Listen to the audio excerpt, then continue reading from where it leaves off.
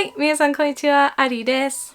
今回はね、お気に入りの日本語学習アプリを紹介したいと思います。なんか初心者向けだけではなく、初心者向けというより、もっと中級か上級向けの方が多いかもしれませんね。まあ、とりあえず本題に入りましょうね。So these are the apps I'm going to be sharing with you guys today. I made a special folder just for this.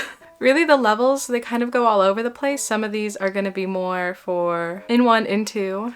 I'm currently studying for the N1 exam, which isn't going to go well, but we're going to try anyway. And some of these are more suited towards like N3, N4, and some can be used for any level of Japanese. When I started studying Japanese, it was like right when smartphones first came out, so I didn't have all these resources, and I'm very jealous. Because seriously, there's some really good resources out there. You don't need to buy all these expensive textbooks anymore. Well, you should, but you don't need to, or you could do a lot without them. So before we get started, let me just say some of these are going to be paid apps or recommended you pay to use them. And my advice is don't just be cheap about learning Japanese, I guess. I don't know, especially when I was in, high school and college, I really didn't want to spend any money at all because I didn't have any money to spend. But I really should have just saved a little and spent it. And even by saved, most of these apps, they do monthly fees, so they're pretty cheap up front. And I just really recommend investing some money into learning Japanese because if you just rely on free resources, you're going to make it a lot harder for yourself. I'm not saying it's impossible to learn Japanese for free. You totally can. It's just going to be a lot easier and less time consuming, I guess, if you just invest some of your money. That's just my opinion. You don't have to spend any money. Or with these monthly subscription apps, just try it for a month. A lot of them have like free options or free trial things. So try those out first before you spend any money, of course. But anyway, let's get started. So I'm just gonna go in order of how they are on my little, what do you call this? The boxy thing. I'm just gonna go in order and the level's kind of all over the place. So make sure you watch till the end to see all the apps I'm gonna introduce. That's my sneaky way of making you watch the video. Okay. So first off, we're gonna start with one of my favorite apps for N4, N3, up to N2-ish. The Easy Japanese app. Now this app is completely free. Rejoice. I've introduced this before in my other video about learning Japanese. If you haven't seen it, watch that. Not now, later. It's beautiful. It's a great app for free, seriously. So the Easy Japanese app basically takes articles from NHK Easy News, which is a great website if you haven't checked that out, but we're talking about apps today. And basically it shows you easy Japanese news stories. So you don't need to be fluent in Japanese to read it. It's for middle-ish level learners. Even, I'd say after N5, you could probably figure it out. So for example, I'm just gonna click on a news story right now. Ooh, fire. Okay.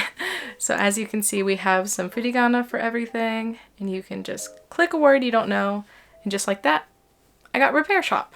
So you can turn off furigana, turn it on, or only keep it on for certain levels of the JLPT, which is awesome. They also have an audio reading of it, and you can submit your own translation of the article into your native language, or read other people's if you just don't know what's happening or you want to check your understanding. If you hear noise in the background, please ignore it. My neighbors are doing something outside, as always. Okay, anyways, let's move on to the next app, Nihongo no Mori. They have a great YouTube channel. If you haven't seen it, definitely recommend it.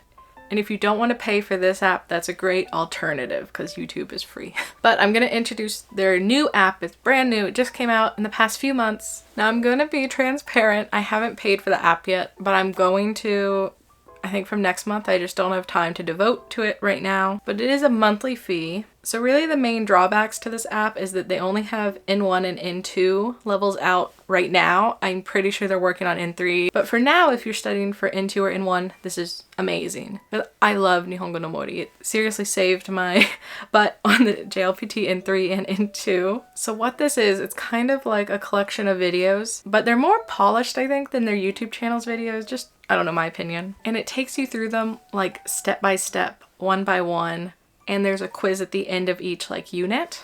And it does take you through all of the aspects of the JLPT exam, from kanji to, what do you call it, words, vocabulary, to grammar, to listening, that's reading, to listening. You also get access to their new textbooks, digital textbooks, which is awesome. It's all included in this price. So I love Nihongo no Mori. I'll always support them. I recommend you at least check out the app if you're studying for N2 or N1. And if you're not there yet, check out the YouTube channel because it's amazing. It's so amazing, seriously. It's like as close to a Japanese teacher as you can get without having a Japanese teacher, you know? Okay, next we're gonna do one that I've paid for in the past. I used it for N2 and I lost my account and I need to subscribe next month also. But I've used it before and it is great, I promise. So this app is Bunpo, and I did just go through the beginner part again just to check it out again to make sure it's the same thing, and it is. It's great.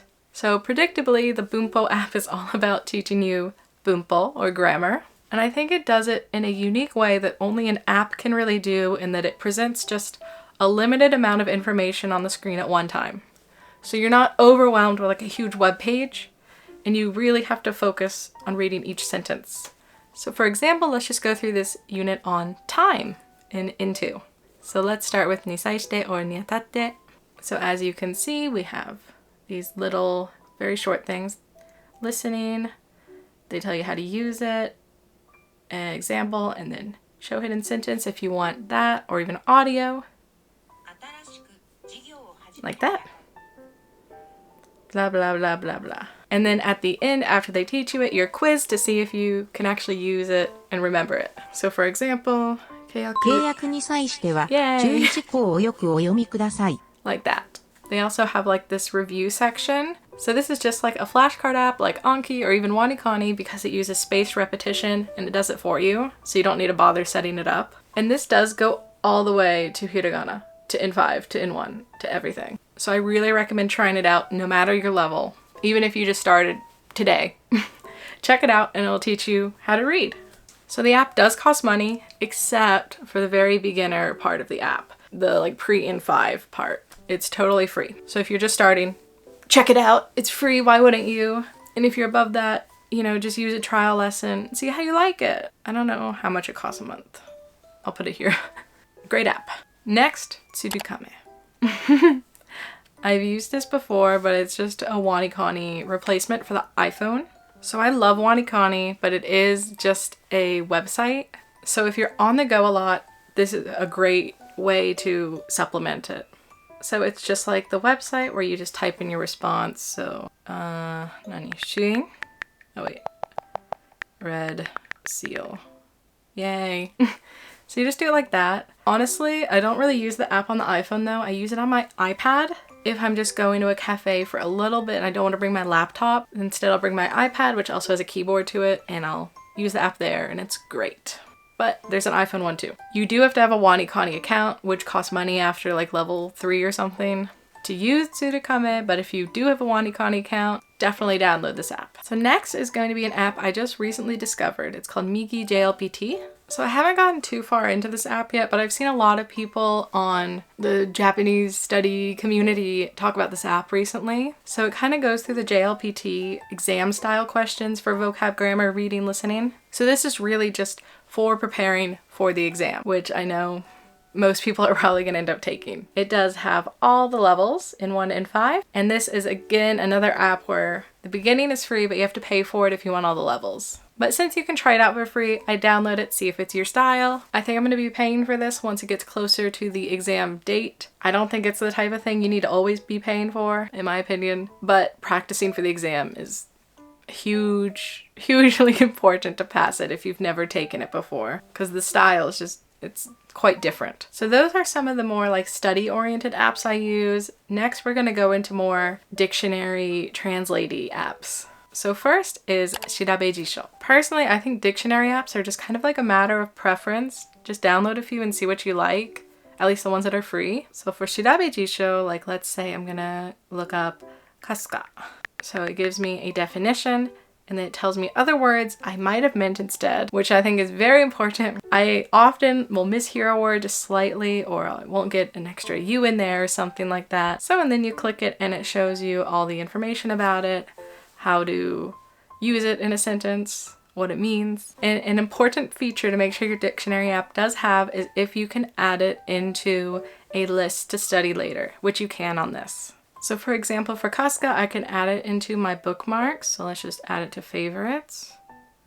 And now I can go back here and go to flashcards, add, bookmarks, done, start. And I only have Kasuga in there right now because I just re-downloaded it. I got a new phone recently, okay?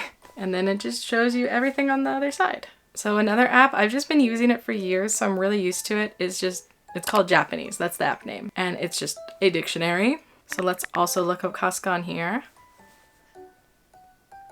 And it shows basically the same information. And you can also add it to a study list. So it's really similar to shirabe jisho.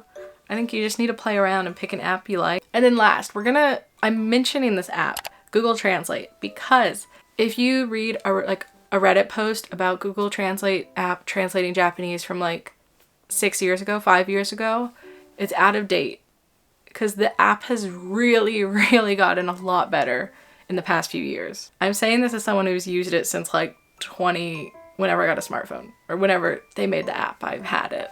The app is now amazing. The translation's still, there's like questionable parts. I still recommend using a dictionary for words, but just sentence translating, a lot better. You can also have someone speak into it. There's like a microphone thing.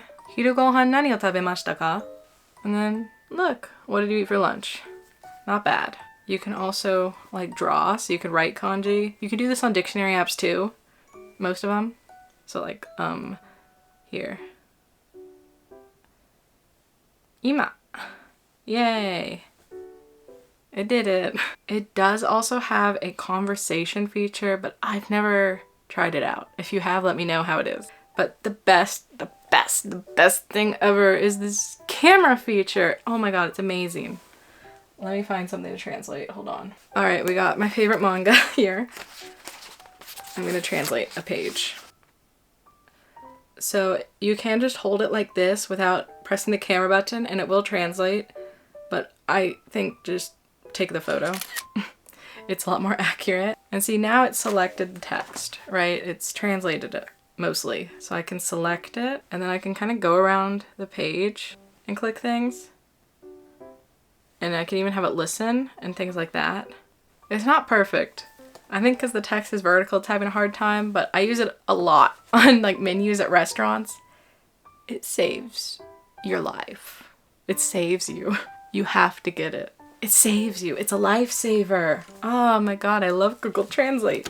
Alright, so those are some of my favorite apps that I've been using to study Japanese. Please let me know in the comments what are your favorite apps. I'm sure I'm missing so many, but a video can only be so long. So these are just some that I chose to show. But yeah, thank you guys so much for watching. Make sure you like the video, comment down below, please let me know, and subscribe for more content about my life here in Japan, learning Japanese, grad school, a lot going on. And I will see you guys back here again next week as always. See you!